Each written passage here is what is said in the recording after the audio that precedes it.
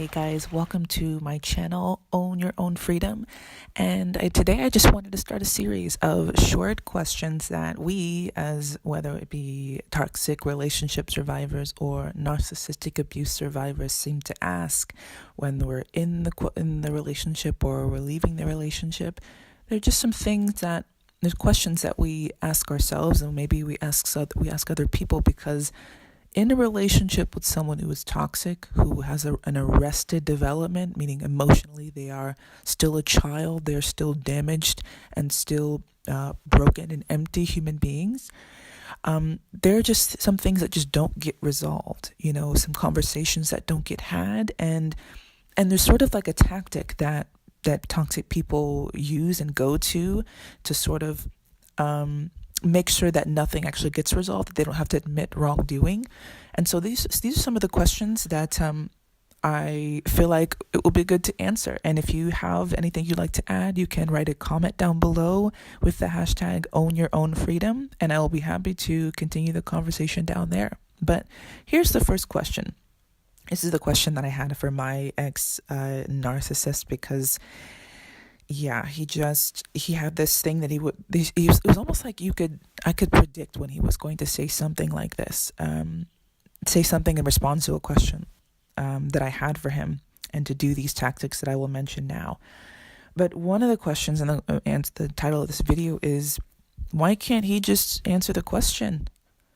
When you're in a healthy relationship with someone and you have needs and you have you feel like something's not sitting right with you, or you're just wanting to figure out the person or understand where they're coming from and why they believe certain things, you ask questions like, why do you believe that? Or what happened there? Or why did you do that?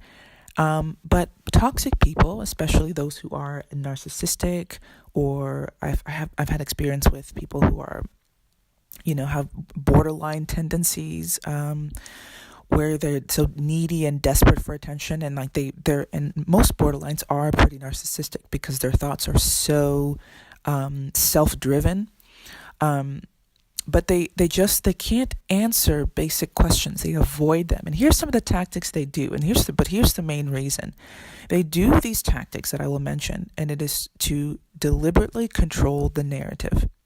The narrative meaning what it is you believe, the reality that you live in the relationship, what it is that you both agree on, quote unquote agree on, because they need you to believe certain things in order for the relationship to go smoothly, in order for them to get their needs met from you. They cannot have you questioning them and suspecting them of who they really are and what they really want. So, number one, the first tactics they will do is they will misrepresent the question you just asked, and they will pretend to be offended. So, for example, say, you saw them doing something that they said they would never do. Like, say, they are pro speaking kindly to people. They never want to say anything negative about someone. And this is something that, because my ex-narcissist calls himself a Christian, he would say, I believe we should be kind to everyone. He would say things about people, and one time I asked him, wait, but you said you believe in being kind to people. Why did you just call them that behind their back? And like he would do in misrepresenting the question, he would pretend to be offended, and he would say, why are you attacking me? I never said anything. Like, why are you attacking me? Why are you so mean to me all the time? So it's like avoidance. It's a turning tactic to make me feel guilty for asking something that is true, and for trusting my gut, and for exposing them for who they really are. Because a narcissist can't accept that they are anything other than perfect. Inwardly, they know that they have a very empty and dead inside, but they can't admit it out loud. Another tactic, they will pretend they just didn't hear you. They do this so that you get exhausted, keep asking the question, over and over again. I remember I would ask like simple questions like, so where are we going? Because maybe he would, want to go on a date, and that night we would be walking throughout the city, and I'd be like, so where are we going? And he would just ignore me, or he would just, talk about something else. And I'm like, wait, where are we going? It's like a simple question, but the fact is he didn't know. Sometimes he just didn't know. He wanted to be spontaneous, and this guy is the opposite of spontaneous, but he wanted to pretend to be spontaneous because I like spontaneous people and I like trying new things. And he was running out of ideas, and as an empath, I know these things. I understand how people work, but I just wanted him to admit, hey, I don't know where we're going. I'm lost, and I have no ideas, and I don't want to ask you for an idea because I don't want you to choose where we're going, something pathetic like that. Another thing is they will lie, just straight up lie, so that you believe the narrative that they've created and the image that they have painted for themselves, because they have to have you believe it in order for them to use you and to get their needs met. So for example, my ex would always say that, whenever I would call him in the morning, I'd be like, so what are you eating for lunch today? And he'd be like, salad. Like salad, something pathetic like salad. And in the beginning of the relationship, I would be like, oh, well, you should eat meat. You should, put some chicken on top or something. And it sort of became a running joke between us. And he would always, mention salad whenever we were talking on the phone and everything. And then, but I didn't realize until later that he has a terrible diet. He doesn't eat salad. He drinks practically only soda and nuts and chips and cookies and ice cream and all that. And he doesn't cook for himself. He's not healthy. He's not health conscious like I am. So he wanted to paint an image that he was like me. He was trying to be healthy like I was endeavoring to be healthy. And so I would ask him one day, we were going out, and all he had on his plate was a big slab of steak, And I was like, wait, so you aren't eating salad today? And he'd be like, what are you talking about? I just had a salad. Earlier. And he didn't have a salad earlier. I was with him at lunch, but he just lied.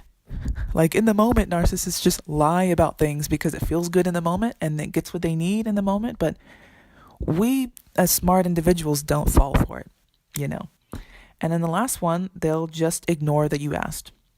Because in their minds, you shouldn't be asking anyway. They're above the truth.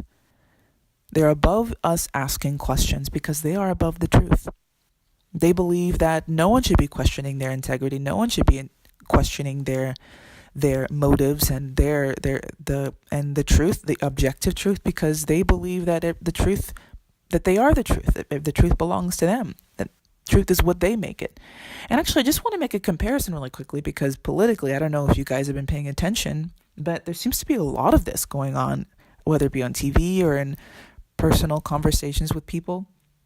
These tactics are used a lot in the media, where say, there's a panel, or say there's someone from the other side of the aisle, whether it be left or right, just whatever, it doesn't matter where you line up, it happens on both sides. And one person will ask a question, and the rest of the group will simply either they'll misrepresent the question, they'll pretend to be offended by something the person never even said, or they will pretend they just didn't hear you, they'll answer a different question that you didn't even ask. And then as you keep asking, you just get like, okay, they're not going to answer the question. You give up, and that's the intention, that you get fed up asking the question. Or they'll just lie. They'll make up statistics. They'll make up facts out of thin air, and you're just like, wait, but that's not true. That's clearly not true. That's an observable fact that you can see out in the world. You don't need to go and make up polling data in order to convince people.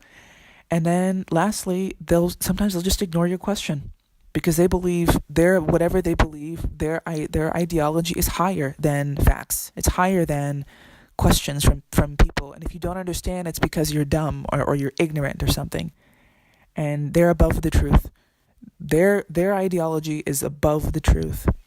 And so this is so narcissistic, but it happens in politics, it happens culturally, it happens in relationships all the time. And this is why we need to trust our gut, because our gut is the best lie detector. We know when someone is doing these tactics and just something doesn't feel right. And we're like, well, why are you avoiding the question? Why are you saying this? Why are you doing that? The question why is so important. So be strengthened, empaths, victims or survivors of narcissistic abuse. Be strong. Be strong in who you are and what you believe, because the world out here is not about the truth. and especially not this narcissistic world we live in that's growing stronger and stronger. So leave a comment down below if you like this question. If you have another question you'd like me to ask, I have a list of about 10. But if you want to add to that, feel free to go down in the comments with the hashtag #OwnYourOwnFreedom, and I will answer your question there. And I will see you on the next one.